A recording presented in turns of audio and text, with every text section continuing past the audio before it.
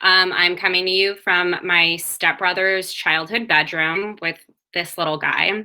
I don't know what his name is, but he kind of scares me. And I'm actually kind of nervous to do this more on Zoom than I was in person. And I think it's because my mom and stepdad are downstairs and I think they can hear me and I'm going to make dick jokes. So I'm just going to get started. It's just going to happen. Like she said, my name is Caroline. And does everyone here know a Caroline? It's a pretty universal name for women with translucent skin. We answer to similar things: Sarah, Emily, Tiffany, Ivanka. French people have actually told me that I'm pronouncing my name wrong. I should be saying Caroline Hibert and not Caroline Hibbert, which is super embarrassing because that's the way I've been pronouncing it my entire fucking life. I am from a small town in Massachusetts, and I really wanted to escape and go somewhere exotic for college. So I chose, of all places, Memphis, Tennessee. Give it up for Memphis. I know a number of you have been there. But yeah, I was expecting a culture shock, but I think the thing that surprised me the most were the number of Catherines that voluntarily chose to go by the nickname Kitty, like meow, like a cat. It was confusing. But yeah, for us Carolines, we're in Massachusetts, we're in France, we're in Memphis, and we have successfully colonized everywhere. But maybe now a better way to say that would be Carolines have successfully spread our soft power and influence worldwide. And so anyone that said that my international relations degree wouldn't be useful can suck it. And that one goes out to grandma. So do you guys want to talk about COVID or are we over it? We are going to talk about COVID because otherwise the set will be over and some of you have wasted your time and money. So I know some people have been really productive. I'm not one of those people. I've been regressing in pretty much every way imaginable. So not exercising, forgetting to take my antidepressants, hitting up my ex-boyfriend, and just like having the overall sleep patterns of a raccoon. And I refer to those four as the four horsemen of my corona apocalypse. But instead of horsemen, they're more like four wayward guys stumbling around on like depressed elephants, which is, slow and steady, but definitely just as detrimental. But I think one of the things I was beating myself up the most for was reaching out to my ex-boyfriend. I drank enough wine one night to get one of those depressed elephants drunk, and I invited him over, which is great. And since then, we've made the huge mistake of refollowing each other on Instagram because now it's like, I remember that he's a real person with a life and not just like this idiot with a mediocre dick that I like remember in my head.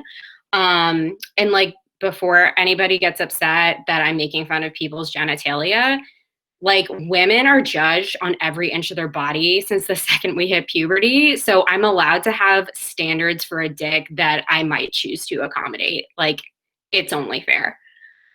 But I digress. This is not my first toxic relationship. I've actually, unfortunately, been in one for over a decade.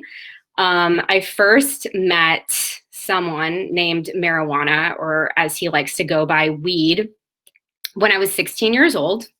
And, I was really excited for our first date. I thought I would laugh a lot and it'd be really chill. But like all good first dates, this one ended with me plunging my face into a bowl of ice water and yelling, I'm in hell, make it stop, and calling my dad to come pick me up.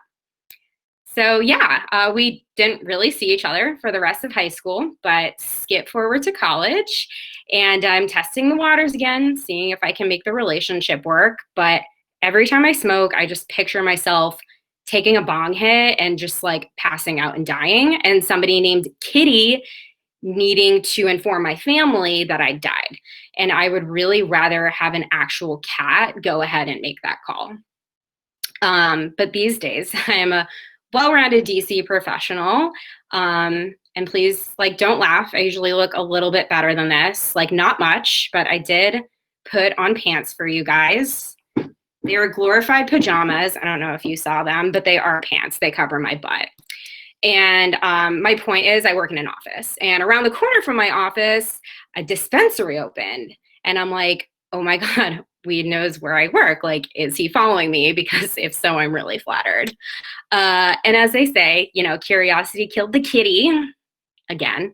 So I went over there, and this is when I found Fruity Pebbles, the reincarnated version of my favorite childhood cereal, now as my favorite strain of that bastard weed.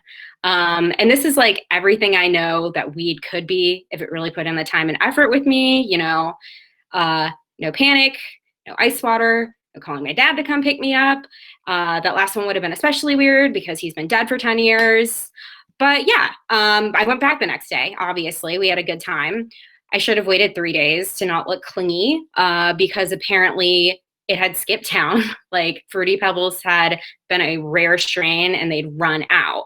So it was just like he left with anybody that had $50 in cash. And I started freaking out and getting really insecure. I was like, but I had $50 in cash. Like I would have given you $150 in cash if we could have just spent one more night together.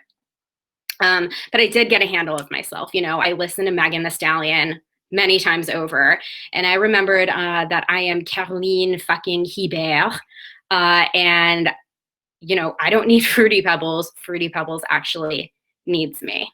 But you know, it's a weird year. It's 2020. People and things that shouldn't be together are getting back together. So, you know, I feel like I can stalk him on social media like I do with my other exes and find him eventually. But in the meantime, I have been seeing my side piece, and I am not talking about the ex with the substandard dick. I am talking about a new one, and his name is Xanax. That's it for me, everyone.